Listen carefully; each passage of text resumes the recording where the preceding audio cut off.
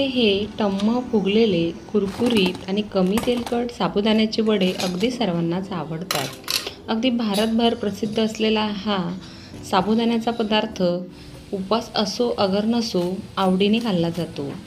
असे हे कुरकुरीत टम्म फुगलेले आणि कमी तेलकट वडे कसे बनवायचे याची रेसिपी आपण या व्हिडिओमध्ये बघणार आहोत।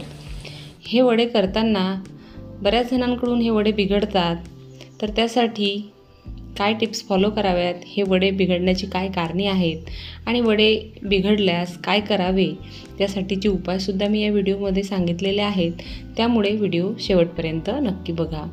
तर असे हे कुरकुरीत वडे या प्रकारे फेटलेल्या दह्यासोबत, शेंगदाण्याच्या किंवा खोबऱ्याच्या चटणीसोबत किंवा नुसत्याच अगदी तळलेल्या हिरव्या मिरच्यांसोबत सुद्धा खूप छान लागतात।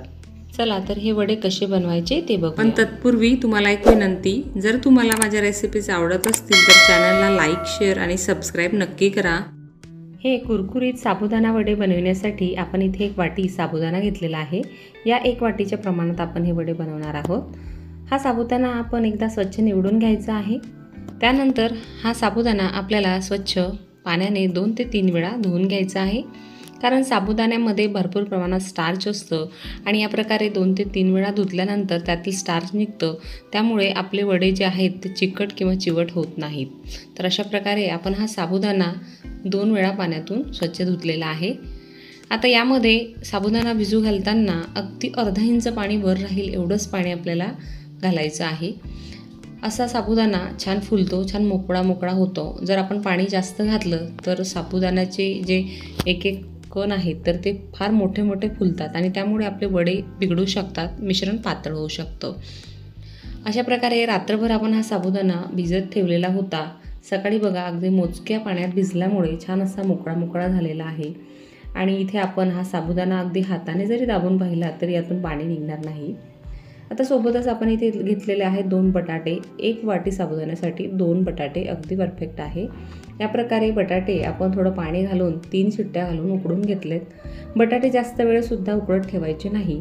जास्त वेळ उकळत ठेवल्यामुळे त्यातील मऊपणा वाढतो, म्हणजे पाण्याचं प्रमाण वाढतं आणि त्यामुळे आपलं जे मिश्रण आहे ते पातळ होऊ शकतं। तर या प्रकारे या छोट्या किसणीने हे बटाटे आपल्याला किसून घ्यायचे आहेत। बटाटे आपण या प्रकारे किसूनच वापरायचे आहेत, हाताने कुस्करून वापरायचे नाही। जर आपण कुस्करून असे बटाटे किंवा असे मॅश करून वापरले तर त्याचे जे मोठे मोठे तुकडे आहेत तर ते वड्यांमध्ये राहू शकतात आणि त्यामुळे सुद्धा वडे नीट फुगत नाहीत। आता इथे आपण एक छोटी वाटी शेंगदाणे घेतलेले आहेत। शेंगदाणे छान भाजून घेतलेत। आता मिक्सरमध्ये आपल्याला जाडसर या प्रकारे त्याची पावडर करून घ्यायची आहे।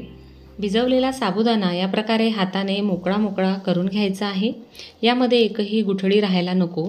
आणि हा साबुदाणा आता आपण ज्या वाटीने साबुदाणा घेतला होता कोरडा त्यानेच मोजून घेणार आहोत। तर या वाटीने मोजले असता हा 3 वाट्या साबुदाणा आहे। आता असा साबुदाणा आपण मोजून घेतला तर यासाठी बटाट्याचं प्रमाण किती घ्यायचं हे सुद्धा आपल्याला इथे मी सांगते, म्हणजे आपले जे वडे आहेत ते अगदी परफेक्ट बनतील, मिश्रण पातळ होणार नाही। आता इथे बघा हा बटाट्याचा किस या वाटीने मोजला असता 1.5 वाटी हा बटाट्याचा किस आहे। आता यामध्ये आपण इतर साहित्य घालूया। इथे थोडं तिखट चवीचं साधारण 1.5 ते पावणे 2 चमचे तिखट आपण घातलेलं आहे। सोबतच यामध्ये 1 चमचा बारीक चिरलेल्या हिरव्या मिरच्या घालायच्या, छान टेस्ट देतात। त्यानंतर अर्धा चमचा इथे मी किसलेलं अद्रक घातलं आहे। जर आपण खात नसाल वड्यांमध्ये अद्रक तर स्किप करू शकता। 1 मोठा चमचा जिरं घालायचं आहे आणि सोबतच यामध्ये आपल्याला घालायचं आहे चवीनुसार मीठ। इथे आपल्याला 2 मोठे चमचे मीठ घालायचं आहे। हे सर्व साहित्य आता आपण एकजीव करून घेऊया। यामध्ये आपण शेंगदाण्याचा कूटसुद्धा घालणार आहोत। आता इथे आपण एक छोटी वाटी शेंगदाणे भाजून बारीक करून घेतलेले आहेत, तर यातील साधारण 5 ते 6 चमचे कूटच आपल्याला घालायचं आहे। जर आपल्याला मिश्रण पातळ वाटलं तर आणखी 1-2 चमचे शेंगदाण्याचा कूट यामध्ये घालू शकता। यामध्ये या प्रकारे थोडं जास्तच घ्यायचं, म्हणजे या जिऱ्याची चव या वड्यांमध्ये खूप छान लागते। बघा व्यवस्थित मिक्स करून आपण हा गोळा असा छान तयार करून घेतलेला आहे। बघा या प्रकारे थोडासा घट्टसरच हा गोळा असा तयार व्हायला हवा। जर आपल्याला हा पातळ वाटत असेल तर यामध्ये तुम्ही थोडंसं शेंगदाण्याचं कूट यावेळेस घालू शकता, परंतु आता यामध्ये शेंगदाण्याचं कूट घालण्याची आवश्यकता नाही। आता या प्रकारे थोडं तेल घ्यायचं आणि हाताला लावून या प्रकारे थोडा गोळा घेऊन थोडासा चोळून घ्यायचा आणि मग या प्रकारे त्याला वड्याचा शेप द्यायचा आहे। थोडा गोळा या प्रकारे हाताला गोलाकार फिरवून जर आपण वडा बनवला तर साईडने क्रॅक जात नाहीत वड्याला।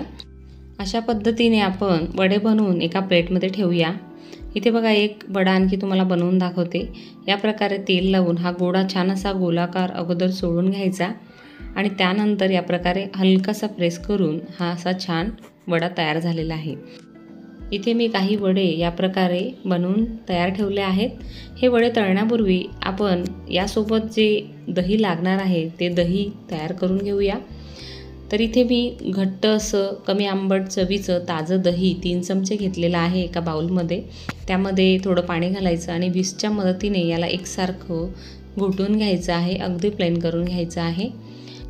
या प्रकारे बघा फारसं घट्ट नाही आणि पातळ नाही असं मीडियम कन्सिस्टन्सीचं हे दही तयार आहे। यामध्ये 2 चमचे पिठी साखर घालायची आहे। जर आपल्याला हे गोड दही हवं नसेल तर तुम्ही यामध्ये साखर घालणे स्किप करू शकता।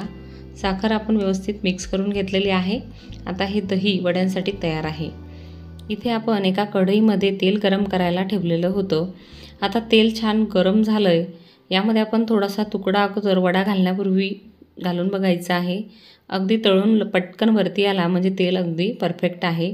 अशा गरम तेलातच आपल्याला हे वडे सोडायचे आहेत। जर आपण हे वडे थंड तेलामध्ये सोडले तर वडे तेलामध्ये तुटू शकतात। आता आपल्याला एक साधारण अर्धा मिनटं हे वडे हलवायचे नाहीत। याची एक बाजू छान अशी तळायला हवी आणि त्यानंतरच आपल्याला हे पलटवायचे आहेत। या प्रकारे आपल्याला झाऱ्याच्या मदतीने असे हे हळूवार पलटवायचे आहेत किंवा आपण काटे चमच्याने सुद्धा हे पलटवू शकता बघा। आणि अशा प्रकारे दोन्ही साईडने आपल्याला हे छान अगदी तेलात तरंगेपर्यंत तळून घ्यायचे आहेत। हा वडा तेलात तरंगला म्हणजे समजायचं की वडा पूर्णपणे तळून झालेला आहे। अशा पद्धतीने आपण इथे सर्व वडे तळून घेऊया। बघा वडे किती छान असे टम्म फुगलेले आहेत आणि तेलकटसुद्धा झालेले नाहीत। असे हे कुरकुरीत साबुदाणा वडे आता खाण्यासाठी तयार आहेत। तर हे वडे करताना मी तुम्हाला वडे बिघडायची कारणे आणि त्यासाठीचे उपायसुद्धा आता या व्हिडिओमध्ये सांगत आहे। वडे आपले तेलात जर तुटत असतील तर यामध्ये बटाट्याचं प्रमाण जास्त झालेलं आहे। त्यामुळे तुम्ही त्यामध्ये थोडंसं राजगिऱ्याचं किंवा भगरीचं पीठ मिक्स करा जेणेकरून वडे तेलात तुटणार नाहीत। वडे जर फुगत नसतील तर आपण बॅटर थोडंसं टेस्ट करून बघायचं। यामध्ये मीठ जर कमी असलं तरीसुद्धा वडे फुगत नाहीत। तिसरं म्हणजे वडे कुरकुरीत न होणे। तर साबुदाणा जर जास्त प्रमाणात जास्त पाण्यात भिजवलेला असेल तर त्यामध्ये भरपूर पाणी राहतं आणि त्यामुळे ते वडे जास्त तेल पितात आणि छान कुरकुरीत लागत नाहीत, लगेच मऊ पडतात। तर अशा वेळेस तुम्ही काय करायचं, साबुदाणा जर जास्त भिजलेला असेल तर एका सुती कपड्यामध्ये घ्यायचं आणि त्याला थोडंसं पिळून काढायचं। त्यानंतर त्या साबुदाण्यामध्ये गरजेनुसार इतर साहित्य घालायचं। सोबतच त्यामध्ये कुरकुरीत होण्यासाठी राजगिऱ्याचं आणि भगरीचं पीठ घालायचं म्हणजे आपले जे वडे अगदी टम्म फुगलेले आणि परफेक्टच तयार होतील।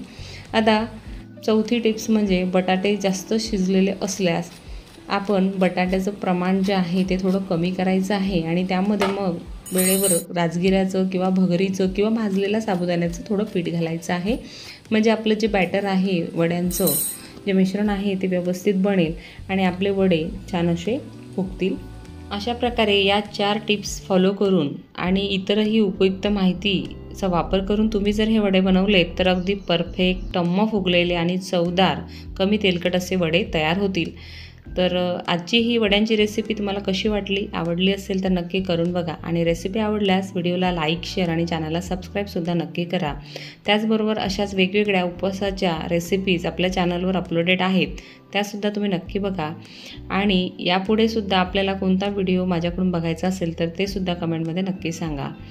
तर अशा प्रकारे आपण घोटलेलं दही या वड्यांवर घातलेलं आहे। त्यावर चिमूटभर लाल तिखट आणि जिऱ्याची पूडसुद्धा तुम्ही घालू शकता किंवा हिरवी मिरची किंवा ताकासोबतसुद्धा हे वडे खूप छान लागतात।